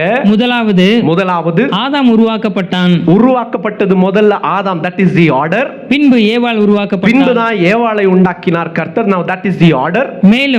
மேலும் ஆதாம் வஞ்சிக்கப்படவில்லை, ஸ்திரீயானவளை வஞ்சிக்கப்பட்டவள் தான் வஞ்சிக்கப்பட்டபடியினால் மீறுதலுக்கும் உட்பட்டாள். அப்படி இருந்தும் தெளிந்த புத்தியோடு விசுவாசத்திலும் அன்பிலும் பரிசுத்தத்திலும் நிலை கொண்டிருந்தால் பிள்ளைகள் பேச்சினாலே ரட்சிக்கப்படுவாள். Hallelujah.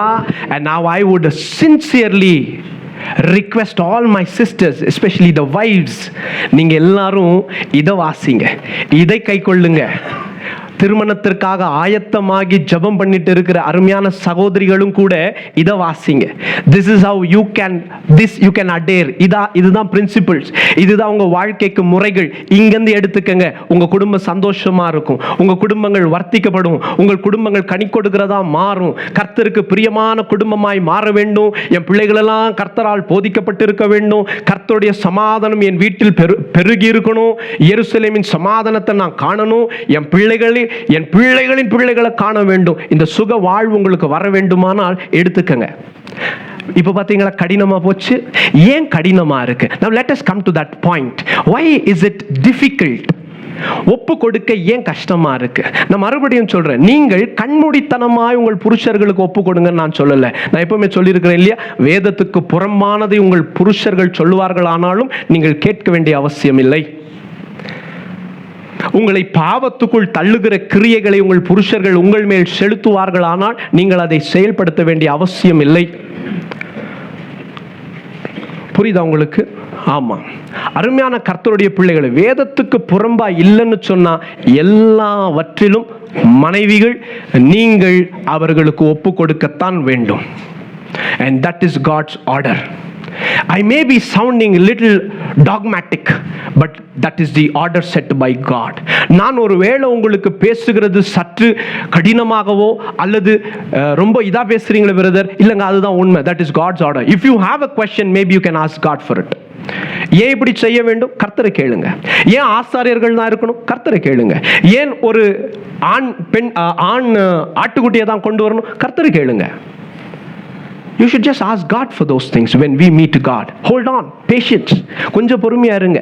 கர்த்தர் சீக்கிரமா வருவாங்க.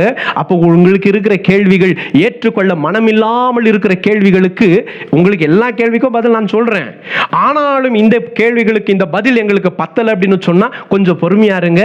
எங்க எஜமான் வந்துருவாங்க, அவர்கிட்ட கேட்டு சொல்றேன் வேணுமா நான் உங்களுக்கு. சரியா? இப்போதைக்கு என்ன பண்ணுங்க, கீழ்ப்படிந்த பிள்ளைகளாய் சொல்லப்பட்டது என்னவோ அதை தைரியமா எடுத்துக்கிட்டு கீழ்ப்படிஞ்சு போங்க. ஒப்பு கொடுங்க. உங்க கணவரை மதியுங்க. Respect him. That is the first thing that your husband would ever expect from you. உங்க மனைவிகளை உங்க புருஷர்கள் உங்க இடத்துல எதிர்பார்க்கிறது முதல் காரியம் என்ன தெரியுமா? கனம். அவங்கள ரெஸ்பெக்ட் பண்ணுங்க. அவங்க இருதயத்தில் சோர்ந்து போகிறபடி பேசாதீங்க. எனக்கு அப்பவே தெரியும் உன்னால ஒன்றும் முடியாதுன்னு சொல்லாதீங்க. நான் உங்களுக்காக ஜெபம் பண்றேங்க, கர்த்தர் உங்களோட இருப்பாருங்க, நீங்க போங்க, கர்த்தர் உங்க வேலைகளை வாய்க்க பண்ணுவாருங்கன்னு சொல்லி ஒவ்வொரு நாளும் ஆசீர்வதிச்சு அனுப்புங்க. ஒவ்வொரு நாளும் அவர்களுக்காக ஜெபம் பண்ணுங்க. அவங்க ஃபோன் பண்ண உடனே எடுத்து என்ன பிரச்சனைன்னு கேட்டு, சரிங்க நீங்க வீட்டுக்கு வர வரைக்கும் நான் உங்களுக்காக உபவாசத்துல ஜெபம் பண்றேங்கன்னு சொல்லுங்க. அது குடும்பத்தை கர்த்தர் அப்படியே தொடர்ந்து கட்டுவாங்க. தொடர்ந்து கர்த்தர் அவைகளை ஆசீர்வாதங்களை பொழிவாங்க. ஏன் தெரியுமா? The family is under order. அந்த குடும்பம் கர்த்தர் நியமித்த நியமங்களுக்குள் காணப்படுகிறதினாலே பரலோகத்தின் எல்லா நன்மைகளும் அந்த குடும்பத்தில் ஊற்றப்படும். நான் ஒரு பக்கம் வேலைக்கு போவேன், என் புருஷன் ஒரு பக்கம் வேலைக்கு போவாங்க, பிள்ளைகள் அப்படியே தானே வளருவாங்க. ஆனா என்னவா இருக்கணும் உங்க குடும்பம்? சங்கீதம் 128 தான் போன் பண்ணணும். 128 வராது. இல்ல நம்முடைய ஆசைகள் பாருங்க, ஆசை தப்பு இல்ல, ஆனா அதற்கு உண்டான கிரயத்தை கொடுப்பீங்களான்றது தான் கேள்வி.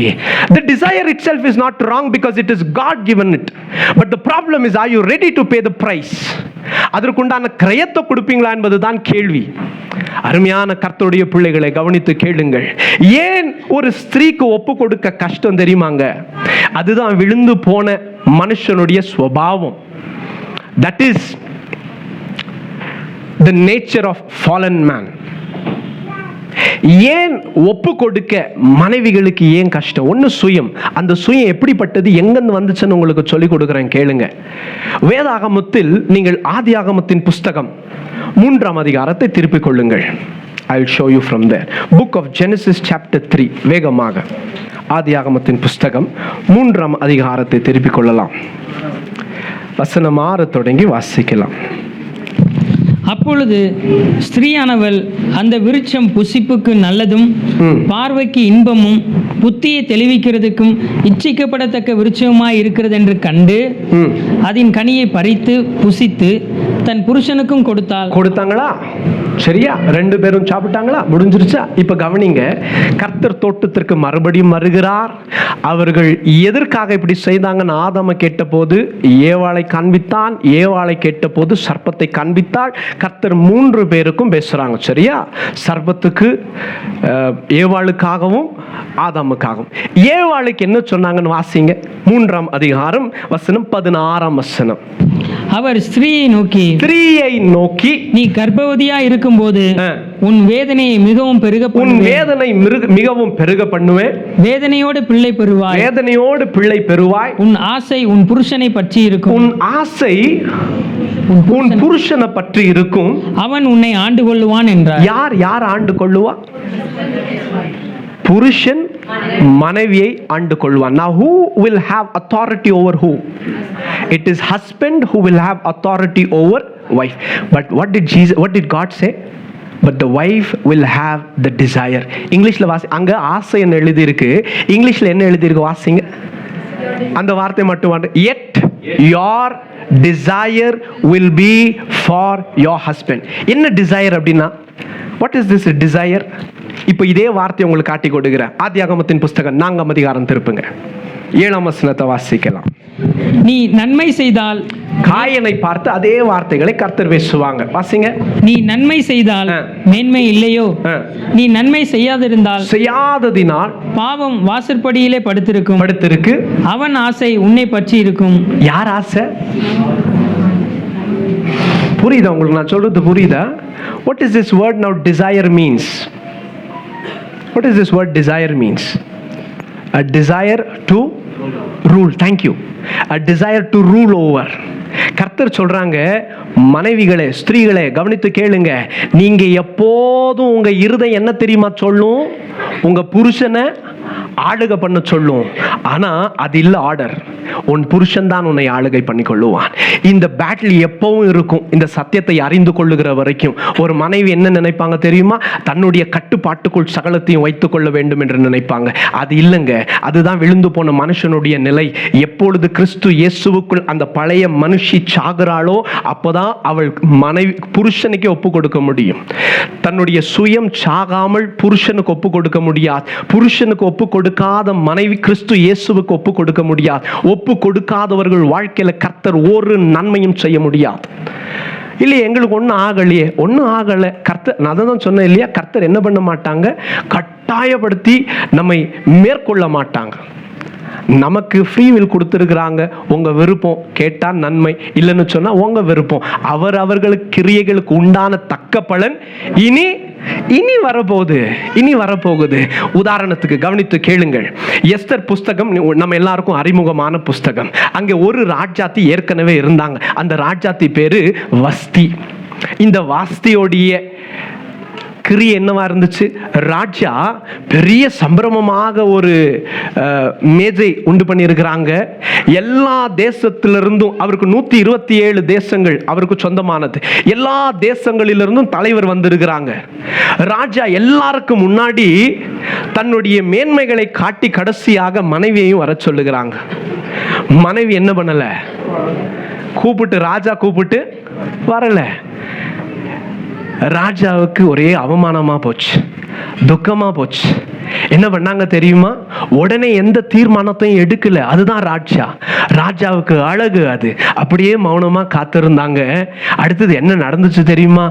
சபை தலைவர்கள் எல்லாம், நம்ம சபை அல்லங்க, ராஜ்யபாரத்தில் இருக்கிற சபை சங்கம், அங்க தலைவர்கள் எல்லாம் கூடி வந்தாங்க. கூடி வந்து ராஜா கிட்ட சொன்னாங்க, ராஜா நடந்தது என்ன தெரியுமா? அவங்க உங்களை அவமானப்படுத்தினாங்க. உங்களுடைய அதிகாரத்து கீழே இருக்க மனதில்லாதவர்களை போல நடந்துக்கிட்டாங்க. இப்போ இது என்ன ஆகும்? யாருக்கு தெரிஞ்சிச்சு? இது 127 தேசத்துல இருந்து வந்திருந்தாங்க பாத்தீங்களா? இவங்களுக்கு தெரிஞ்சிச்சு. இப்ப இவங்க இப்படியே போனாங்கன்னா இந்த ஸ்திரீயை பார்த்து எல்லா மனைவிகளும் தங்கள் புருஷர்களுக்கு அடங்க மாட்டாங்க. என்ன பண்ணணும் பாருங்க, அவங்கள தள்ளி வைக்க வேண்டியதா போச்சு. கர்த்தர் எஸ்தரை எழுப்பினாங்க. எஸ்தரும் கூட, நல்லா கவனிங்க, எந்த அதிகாரத்து கீழே இருக்க வேண்டும் என்பதை எஸ்தரும் சற்று தடுமாறின போது கர்த்தருக்கு ஸ்தோத்திரம், மொர்தெக்காய் அதை நினைப்பூட்டினார். எம்மா, நீங்க அரண்மனைக்குள்ள இருக்கிறீங்க என்பதனாலே நீங்கள் சுகமா இருக்கிறீங்கன்னு நினைச்சிடாதீங்க. எந்த நோக்கத்திற்காக கர்த்தர் உங்களை அங்க கொண்டு போனார், அதற்கு மேல ஒரு அதிகாரம் உண்டு என்பதை அறிந்து கொள்ளுங்கள். வேகமாக சகலத்தையும் தூக்கி தள்ளி, ராஜாவின் அழைப்பும் இல்லாமல் உள்ளே போகிறவர்கள் மரித்து போவார்களும், மரித்தாலும் மரிக்கிறேன் என்று சொல்லி போனாள், ஜீவனை உண்டாக்கினாள். See, it is somebody who is ready to die. There the life comes up. மரித்தாலும் மரிக்கிறேன் என்று சொல்லி உள்ளே போனாள். ராஜாவிடத்தில் என்ன சொன்னாங்க? போனாங்க. ராஜா தன்னுடைய செங்கோலை நீட்டினார், அதன் நுனியை தொட்டாள், பிழைத்து கொண்டாள். ராஜா என்ன கேட்டாங்க? எஸ்தரே, உனக்கு என்ன வேணுமா? என்ன சொல்லல எஸ்தர், அம்மானை கொலை செய்யுங்கள் என்று சொல்லல. அப்படி சொல்லியிருந்தா அது ஆயிருக்காது. முதல்லயே. இப்போ எஸ்தருக்கு ராஜாவுக்கு என்ன காட்டணும் தெரியுமா? ராஜா, நீர் மெய்யாகவே ராஜா தான். அதற்கு என்ன பண்ணணும்? ஒரு பெரிய விருந்தொன்றை ஆயத்தப்படுத்தி ராஜா வஸ்தியை வைத்து எதை காட்ட வேண்டும் என்று விரும்பினாரோ அதை யார் நடப்பித்தா?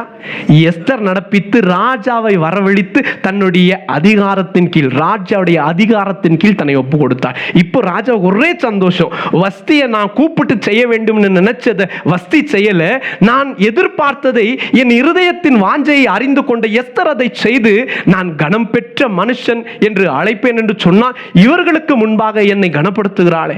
எல்லாருக்கும் தெரியும் இப்போ ராணி ராஜாவை கனப்படுத்துகிறவள் என்று சொல்லி. இப்ப ராஜா கேட்கிறாங்க, இப்ப சொல்லுமா எஸ்தர், உனக்கு என்ன வேண்டும்? நாளைக்கும் வாங்க, உங்களை நான் நாளைக்கும் கனம் பண்ணணும். அப்பா நாளைக்கும் கனம் பண்ணினாள். இப்போ ராஜாக்கு ரொம்ப சந்தோஷம். இதுதான் நான் தேடின மனைவி, நான் என்ன செய்யணும்? இப்ப கேட்கிறார், பாதி வேணுமானாலும் சொல்ற தரன், சொல்லுமா என்ன வேணும்? அது வேண்டாம், அம்மான் என்னையும் என் ஜனங்களையும் கொலை செய்ய துடிக்கிற அம்மான், கர்த்தர் சகலத்தையும் அப்படியே தலைகீழாக மாற்றி போட்டார். காரணம் என்ன தெரியுமா? எப்போ தெரியுமா அதிகாரம், எப்போ தெரியுமா இந்த வல்லமை ஊற்றப்பட்டுச்சு, எப்போ இந்த கிருபைகள் செயல்பட்டுச்சு தெரியுமா? எஸ்தர் அதிகாரத்தின் கீழ் ஒப்பு கொடுத்த போது.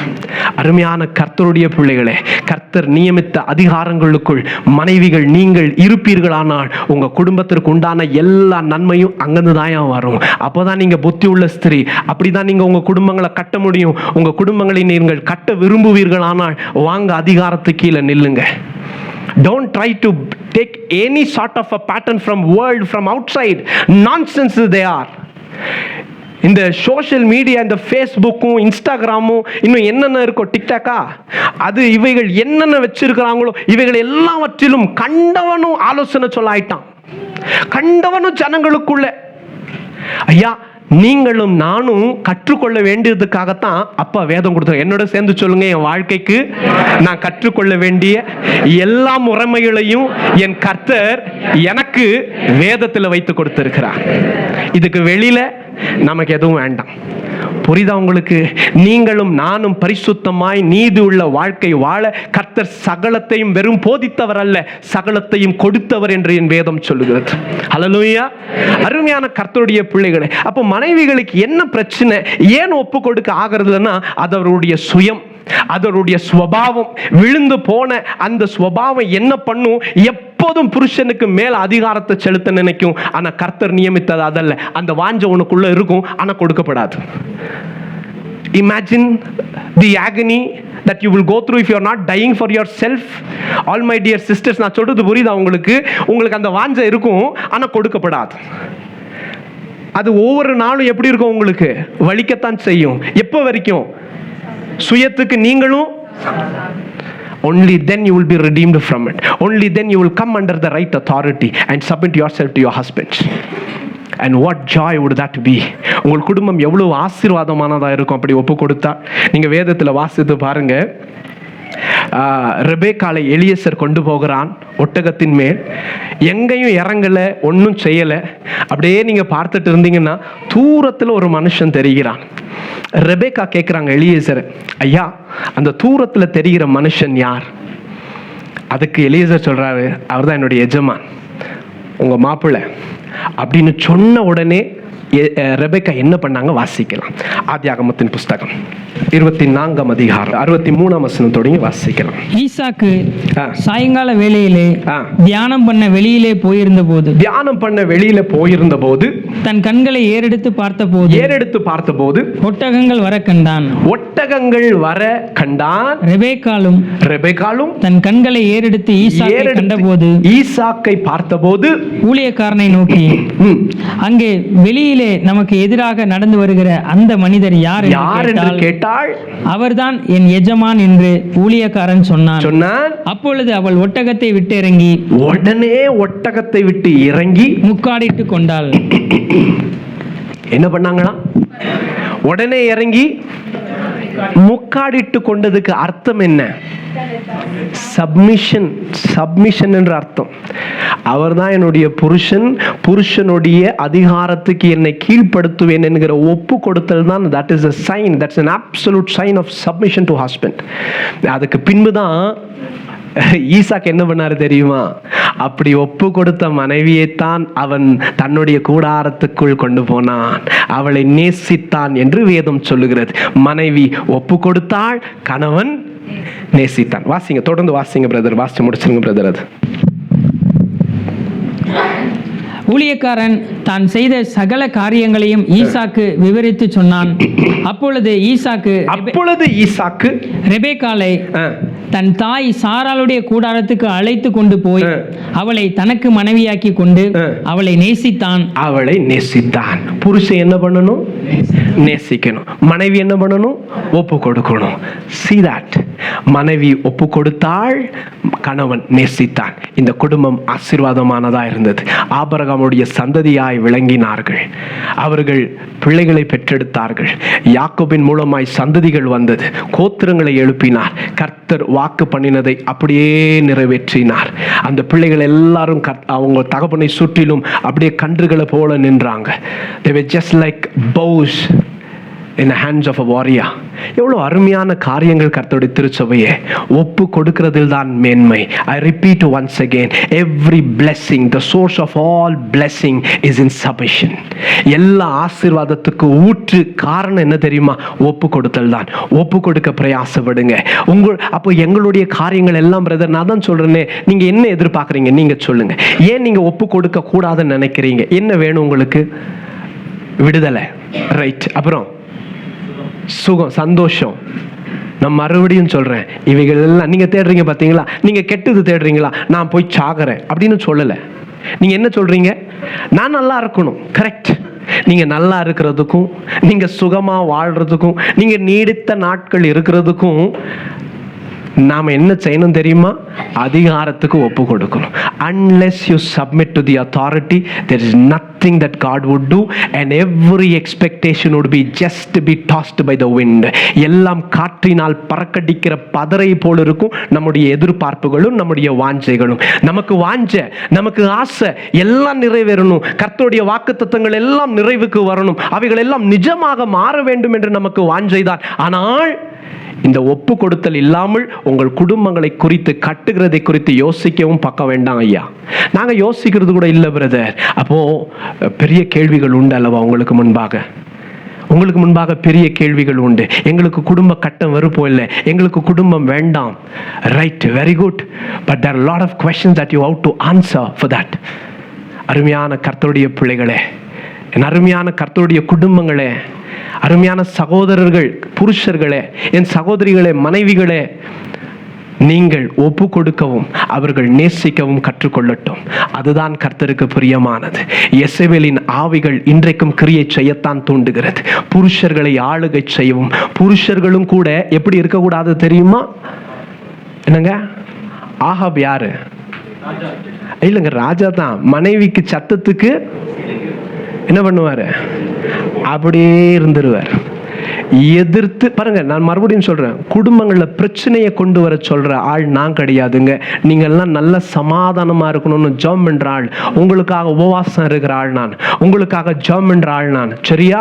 ஆனா நான் தைரியமா சொல்றேன், கேளுங்க. புருஷர்களே, உங்கள் மனைவிகளை நேசிங்க. ஆனா வேதத்துக்கு புறம்பானதைத்தான் சொல்லுவார்கள். ஆனால் தைரியமா எதிர்த்து நில்லுங்க, பிரச்சனையே கிடையாது. ஏன் இதையத்தானே நான் மனைவிகளுக்கும் சொன்னேன். உங்க புருஷர்கள் வேதத்துக்கு புறம்பானதை சொல்லுவார்கள், ஆனால் நீங்க கேட்க வேண்டிய அவசியமே இல்லை. தைரியமா இருங்க. பிரதர், என்ன அவ்வளவுதான் பிரதர், துரத்தி விட்டுருவாரு பிரதர். கர்த்தருக்கு உண்மையா இருந்தவனும் கர்த்தரை நோக்கி பார்த்தவர்களும் ஒரு நாளும் வெட்கப்பட்டு போவதில்லை. அப்படிதான் உங்களை துரத்தி விடுவாங்கன்னா கவலையப்படாதுங்க. சேர்த்துக்கொள்ள கர்த்தர் உண்டு, உங்களுக்காக துணை நிற்க திருச்சபையும் உண்டு. நல்லா கவனிச்சுக்கோங்க. what am I not teaching? நான் எதை உங்களுக்கு கற்றுக் கொடுக்கல? பிரிவினையை கற்றுக் கொடுக்கல. வேண்டாம், விடுங்கய்யா, போங்கய்யா, இங்க வந்து பாருங்க காரணம் என்னன்னு நான் கேட்பேன் பாருங்க. அப்ப நான் தான் உங்க புருஷனுக்கு ஃபோன் பண்ணுவேன், பிரதர் கொஞ்சம் இங்க வாங்க பிரதர். ஆமா, you just can't take an opportunity for your own things. உங்களுடைய சுயங்களை நிறைவேற்றிக் கொள்ள நீங்கள் உங்களுக்கு விருப்பமான தீர்மானங்களை எடுக்க கூடாது. உட்காருங்க, உட்கார்ந்து வேதம் என்ன சொல்லுதுன்னு பாருங்க. அப்படி தெரியலன்னு சொன்னா சபைக்கு வாங்க. பிரதர், எங்களுக்குள்ள ஒரு குழப்பங்கள், எங்களுக்கு போராட்டம் இப்படி இருக்கு, எங்களுக்குள்ள பிரிவின காரியங்கள் இப்படி இருக்கு, எங்களுக்குள்ள பிரச்சனை இப்படி இருக்கு, வாங்க உட்காருங்க. வேதத்தை வச்சுக்கிறேன், உங்களுக்கு எல்லாவற்றையும் காட்டி கொடுக்கிறேன். ஏற்றுக்கொள்ள மனசு இருக்கா? ஏற்றுக்கொள்ள மனசு இருக்கா? இருக்கு பிரதர், வாங்க, கர்த்தருடைய பிள்ளைங்க. நீங்க பிசாசு பிசாசை வெட்கப்படுத்தாகவே தெரிஞ்சு கொள்ளப்பட்டவங்க நீங்களும் நானும். அல்லேலூயா சொல்ல மாட்டீங்களா?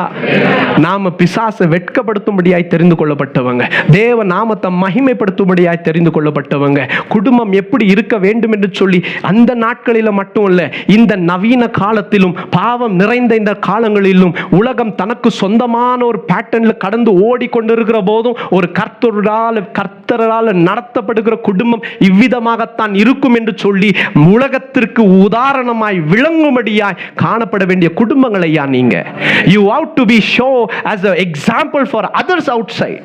சந்தோஷமா இருங்க. உங்க சந்தோஷத்தை சாத்தான் கெடுக்க விடாதீங்க. என்ன இருந்தாலும் பேசி தீர்த்துக்கங்க. கர்த்தர் உங்களை தொடர்ந்து நடத்துவாங்க. நீங்க ஆசீர்வாதமா இருப்பீங்க, உங்க பிள்ளைகள் ஆசீர்வாதமா இருப்பாங்க. அதுதான் உங்க குடும்பம். அதுக்காகத்தான் கர்த்தர் உங்களை இணைச்சிருக்கிறாங்க. அல்லேலூயா, பிரைஸ் தி லார்ட். ஆனா அதிகாரத்துக்கு கீழே ஒப்பு கொடுங்க. உங்க பிள்ளைகளுக்காக எல்லாத்தையும் இழங்க, உங்க கணவனுக்காக எல்லாத்தையும் இழங்க, மனைவிகளுக்காக எல்லாத்தையும் இழங்க. அப்படி இழக்கிறவன் மாத்திரமே கட்டுவான், அப்படி இழக்கிறவன் மாத்திரமே பெற்றுக்கொள்வான் என்பதை மாத்திரம் அறிந்து கொள்ளுங்கள். இன்னைக்கு கஷ்டமா இருக்கலாம், நம்ம இன்னைக்காக வேலை செய்யல, நம்ம இந்த நாளுக்காக நம்ம வேலை செய்யல. காணக்கூடிய எகிப்தில சந்தோஷமா இருக்கிறத விட கர்த்தருடைய பிள்ளைகளோடு கூட நான் உபத்திரவப்படுவது நல்லதாக தெரிந்து கொண்டேன். மோசே, எதுக்குப்பா அப்படி தெரிஞ்சுக்கிட்ட? அநித்தியமான சந்தோஷம் எங்களுக்கு வேண்டாம், நித்தியமான சந்தோஷம் வேணும் எங்களுக்கு. நித்தியமான தயவுகள் வேணும். தைரியமா இருங்க, தொடர்ந்து போராடுங்க. கர்த்தர் உங்களையும் உங்கள் குடும்பங்களையும் வர்த்திக்க பண்ணுவார். Praise the Lord. தொடர்ந்து கர்த்தர் உங்களை ஆசீர்வதிக்கட்டும். இந்த எசபேலின் ஆவிகளுக்கு புருஷர்கள் நீங்கள் இடம் கொடுக்க வேண்டாம். ஆகாபுடைய ஆவிகளை போல நீங்க இருந்தா உங்க மனைவிகள் எசபேலுகளை போல தான் இருப்பாங்க. They will start ruling over you. Don't give up your positions. Stand as a man, take ground as a man, and never allow anything that which is contradicting to Bible. வேதத்துக்கு புறம்பானதை எதையும் எதிர்த்து நில்லுங்கள். அன்றைக்கு தோட்டத்திற்குள்ள சர்ப்பம் வந்து பிசாசு வந்து ஏவாளை வஞ்சித்ததுக்கு யார் காவல் இருந்திருக்கணும்? ஆதாம் காவலா இருந்திருக்கணும். ஆதாம் காவலா இல்ல, சாத்தான் வஞ்சித்தான். அருமையான கர்த்தருடைய பிள்ளைகளே, இதுவரைக்கும் நடந்த வஞ்சனைகள் எல்லாம் போதும். அப்படி இருந்தா இப்போ எந்திரிச்சு நில்லுங்க. எல்லா திறப்புகளை அடைங்க.